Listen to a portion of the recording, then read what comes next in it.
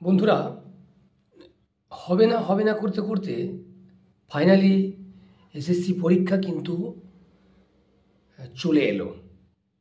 আর অল্প কয়েকটা দিন রয়েছে, 3 সপ্তাহ মতো সময় আছে আর হাতে। 3 সপ্তাহেরও কম আছে কার্যত। তো এই সময়টাতে বেশিরভাগ ক্যান্ডিডেটই প্যানিকে আক্রান্ত। বেশিরভাগ ক্যান্ডিডেট খুব ভয়ে রয়েছে, দুশ্চিন্তায় রয়েছে, এবং তারা সবচেয়ে বড় কথা নার্ভাস রয়েছে। প্রথমে আমি সব বিষয়ের সব ক্যান্ডিডেটের জন্য কথা বলবো, তারপর বলবো আমাদের বাংলা বিষয়ের ছেলেমেয়েদের জন্য। প্রত্যেকটা বিষয়ের জন্যই বলবো যে এই শেষের কটা দিনকে কেউ অবহেলা করো না। মনে হতে পারে যে সময় শেষ হয়ে গেছে, আর এই কটা দিনে কী বা হবে। এটা কিন্তু একদম ভুল ধারণা। এই ধারণার বশবর্তী হয়ে ভয় পেয়ে, নার্ভাস হয়ে, নেগেটিভ চিন্তায় ডুবে গিয়ে পড়াশোনাটা নষ্ট করো না। কারণ তোমরা যারা দেরি করে পড়াশোনা শুরু করেছো, বিশেষ করে মনে রাখবে তাদের পড়াশোনাটা কিন্তু এতদিনে একটা ছন্দে চলে এসেছে, এবং এই ছন্দের মধ্যে একটা দিনেও প্রচুর পড়া হয়। তাই বিগত 2 মাসে তোমরা যতটা পড়েছো, যা কিছু তৈরি করেছো, আগামী 15 দিনে তার চেয়ে বেশি পড়া সম্ভব। কারণ এই 2 মাস তোমরা গুছিয়ে উঠতে পারোনি, তোমরা বুঝে উঠতে পারোনি কী করা উচিত, কিভাবে পড়া উচিত। তোমাদের হাতে মেটেরিয়ালস ছিল না, তোমরা পড়ার অভ্যেস থেকে বাইরে ছিলে। কিন্তু এই গত 2 মাসে তোমাদের পড়ার একটা অভ্যেস তৈরি হয়ে গেছে। সেই অভ্যেসটাকে কাজে লাগিয়ে আগামী 15টা দিন খুব ভালো করে পড়াশুনো করো। এই 15-16টা দিন তোমাদের ভীষণ কার্যকর হবে যদি প্রতিটা দিনকে তোমরা 10টা ঘন্টা বা 12টা ঘন্টা বলে মনে করো। 15 দিন মানে কিন্তু তোমার কাছে 150 ঘন্টা। 150 ঘন্টায় তুমি তোমার সিলেবাসের কতটা অংশ কভার করতে পারবে, এটা বিচার করে দেখো। তুমি দেখবে তোমার সিলেবাসের অনেকটা অংশ এই 150 ঘন্টায় কভার করা যাবে। আরেকটা কথা বলি, তোমাদের অনেকেই বলছে এত কাট অফ হবে, অত কাট অফ হবে, 60 তুলতে হবে, 65 তুলতে হবে, 100 তুলতে হবে। এগুলো বাজে কথা, সম্পূর্ণ বাজে কথা। এই কথাগুলো কান দিও না। আমি আমার দীর্ঘদিনের অভিজ্ঞতা থেকে বলছি, ছেলেমেয়েরা যত ভাবছে অত স্কোর হবে না, অত সোজা না। ইউটিউবের মক টেস্টে বা কোনো স্যার বা কোনো ম্যামের মক টেস্টে বা ফেসবুকের মক টেস্টে 60 পাওয়া বা 55 পাওয়া, আর অ্যাকচুয়াল পরীক্ষায়, অ্যাকচুয়াল এসএসসির কোশ্চেনে 60 পাওয়া এক নয়।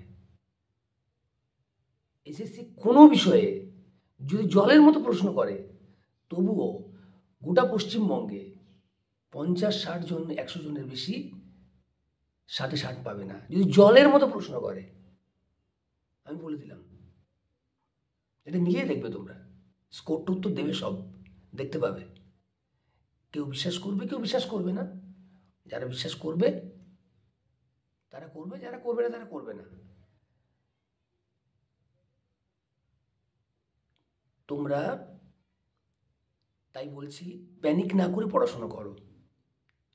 15 দিনে তোমার যদি 5-7 নাম্বার বেড়ে যায় 15 দিনের পড়াশোনাতে, তুমি কিন্তু চাকরি পাবে, ঘাবড়ে না গিয়ে।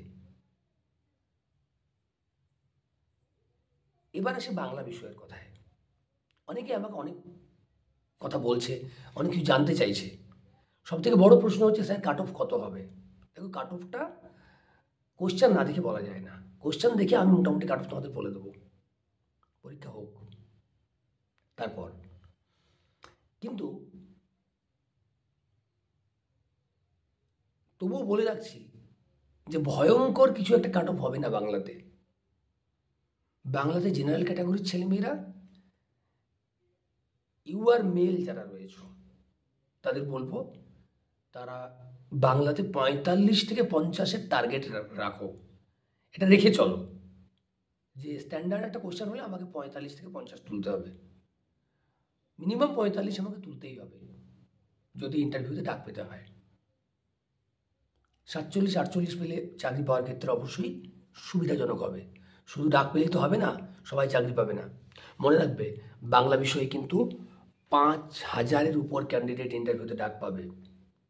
5000-এর উপর, হিউজ নাম্বার। এসএসসির অফিসে জায়গা নেই এত ছেলে মেয়েকে বসতে দেওয়ার। একটা ফুটবলের ছোটোখাটো স্টেডিয়াম ভরে যাবে 5000 লোক গেলে। সুতরাং মনে রাখবে রাম শ্যাম যদু মধু সবাই ডাক পাবে ইন্টারভিউতে, প্রচুর ক্যান্ডিডেট ডাক পাবে। জেনারেল ক্যান্ডিডেট প্রায় 1200 থেকে 1300 ডাক পাবে। জেনারেল মেল ফিমেলের কথা বলছি। জেনারেল ফিমেল আবার 500-600 ডাক পাবে। 500, 550, 500 তো বটেই। তার 1700-1800 জেনারেল ক্যান্ডিডেট ডাক পাবে। অতএব প্যানিক করার কোনো কারণ নেই। যে কটা দিন আছে মন দিয়ে পড়ো। আচ্ছা, মাঝখানে একটা বাংলা ছেলেমেয়েদের জন্য একটা কথা বলে দিই। প্রত্যয়ের আমি ক্লাস নেব বলেছিলাম, ক্লাস নেওয়ার চেষ্টা করেছিলাম, নিতে গিয়ে দেখলাম যে আমার পদ্ধতিতে লাইভ করা যাচ্ছে না, লাইভ আটকে যাচ্ছে। সেটা টেকনিক্যাল ত্রুটি, আমার কম্পিউটার ত্রুটি না আমার ইউটিউবের ত্রুটি আমি জানি না, কিন্তু বিকল্প হিসেবে একটা সহজ সরল নোট বানিয়ে দিলাম প্রত্যয়ের উপর। আগে একটা গোড়ার কথা নোট দিয়েছিলাম, সে নোটটাও টেলিগ্রাম চ্যানেলে আছে, আর এই নোটটাও টেলিগ্রাম চ্যানেলে দিয়ে দিলাম। চ্যানেলটায় ঢুকে তোমরা নোটটা নিয়ে নেবে। নোটটা নিয়ে ওই নোটটা অনুযায়ী প্রত্যয় পড়বে। যে কদিন আছে, আমি বেশি দিন সময় তোমাদের কাছে বলবো না যে খুব 15 দিনই প্রত্যয় পড়ো, বলবো না। 2 দিন প্রত্যয় পড়বে ওই নোটটাকে সামনে রেখে। 2 দিন 3 ঘন্টা করে 6 ঘন্টা প্রত্যয় পড়বে। তার আগে গোড়ার কথা নোটটা পড়ে নেবে অবশ্যই। গুণ বৃদ্ধি কী জেনে নেবে, ঈদ কী জেনে নেবে, উপধা কী জেনে নেবে, ঠিক আছে, এগুলো জেনে নেবে। তারপর যে সেকেন্ড নোটটা দিলাম, এই নোটটা ধরে এই নোটটা পাশে রেখে প্রত্যয় পড়বে। বামনদেব চক্রবর্তী থেকেই পড়বে, কিন্তু বামনদেব চক্রবর্তীর একটা জায়গাতে একটু ভুল আছে, সেটা তোমরা বুঝতে পারবে, নোট দেখেই বুঝতে পারবে যে কোন জায়গাটায় ভুল আছে। সুনীতিকুমার চট্টোপাধ্যায় বা ব্যাকরণ কৌমুদী খুলে তোমরা মিলিয়ে দেখে নেবে যে আমি যেটাকে ভুল বলছি সেটা ভুল কি না, ঠিক আছে। তো যাই হোক, প্রত্যয় নোটটা টেলিগ্রাম চ্যানেলে দিলাম। তোমরা অনেকেই আমার টেলিগ্রাম চ্যানেলের সাবস্ক্রাইবার। যারা সাবস্ক্রাইব করোনি এখনও, তাদের জন্য ডেসক্রিপশনে লিঙ্কটা দেওয়া রইল। যারা লিঙ্ক থেকে জয়েন করতে পারবে না, তাদের জন্য স্ক্রিনে এখন যেটা দেখতে পাচ্ছ, তারা টেলিগ্রাম অ্যাপটা ওপেন করে এইটা সার্চ করো। এটা সার্চ করলেই তোমরা টেলিগ্রাম চ্যানেলটা পেয়ে যাবে। লার্ন বেঙ্গলি উইথ অনন্য স্যার, এটা সার্চ করলে পেয়ে যাবে। সেখানে চ্যানেলটায় জয়েন করবে। জয়েন করলে দেখতে পাবে নোটটা দেওয়া আছে। একটু উপরে যাবে, দেখবে গোড়ার কথা নোটটা দেওয়া আছে, ঠিক আছে। দুটো নোটকে ফলো করো, ফলো করে প্রত্যয় পড়ো। 2 দিন পড়লে প্রত্যয় সম্পর্কে তোমাদের একটা অন্যরকম ধারণা তৈরি হবে।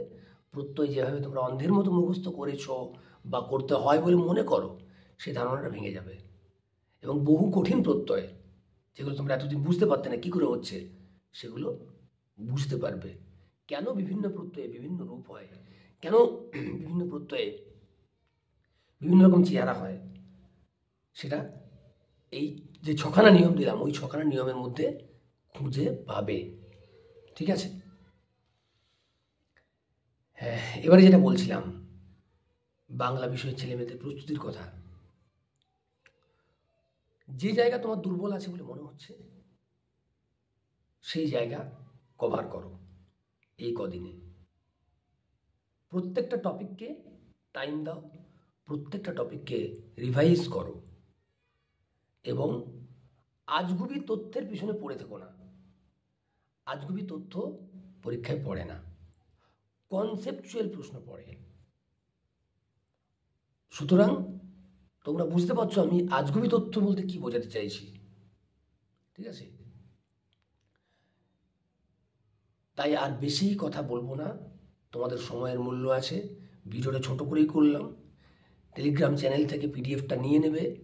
ইউটিউবে তো পিডিএফ দেওয়া যাবে না, নইলে ইউটিউবেই দিতাম। আর যদি সময় পাই তোমাদের সঙ্গে আড্ডা দেওয়ার, একটু গল্প করার, তোমাদের কোয়েরিগুলো শোনার, তাহলে আমি খুব শিগগিরই লাইভে আসবো। কবে লাইভে আসবো, কবে লাইভে গল্প করব তোমাদের সাথে, সেটা আমি কিন্তু টেলিগ্রাম চ্যানেলে ঘোষণা দেব। ইউটিউবের কমিউনিটিতে দেব, তো টেলিগ্রাম চ্যানেলটাই হলে একটু তাড়াতাড়ি তোমরা আপডেট পাবে। তাই চ্যানেলটাকে অবশ্যই সাবস্ক্রাইব করে রাখো। তোমাদের যদি কোনো ডাইরেক্ট লাইভ কোশ্চেন করার থাকে কমেন্টের মাধ্যমে ইউটিউবে, সেটা কিন্তু আমি তোমাদের বলবো, ঠিক আছে? তোমরা প্রশ্ন করবে, আমি তোমাদের উত্তর দেব লাইভে। একটা দীর্ঘ সময়ের লম্বা লাইভ করার ইচ্ছে আছে আমার। তো যাই হোক, তোমাদের সবার জন্য শুভেচ্ছা থাকলো। ভালো করে পড়াশুনো করো। পরীক্ষার আগে অবশ্যই আবার দেখা হচ্ছে। আমি মক টেস্টও রেডি করছি, মক টেস্টও তোমাদের নেব। তোমরা আশা করি সব সিলেবাস পড়ে ফেলেছো এতদিনে। মক টেস্ট নেওয়ার সময়ও হয়ে গেছে। এবার আমি তোমাদের মক টেস্ট নেব। মক টেস্টের প্রশ্ন তৈরি হচ্ছে, কিভাবে নেব, কোথায় নেব, সেসবই আমি টেলিগ্রাম চ্যানেলে জানাবো, ইউটিউব চ্যানেলেও জানাবো। চলো, আজকের মতো শুভরাত্রি।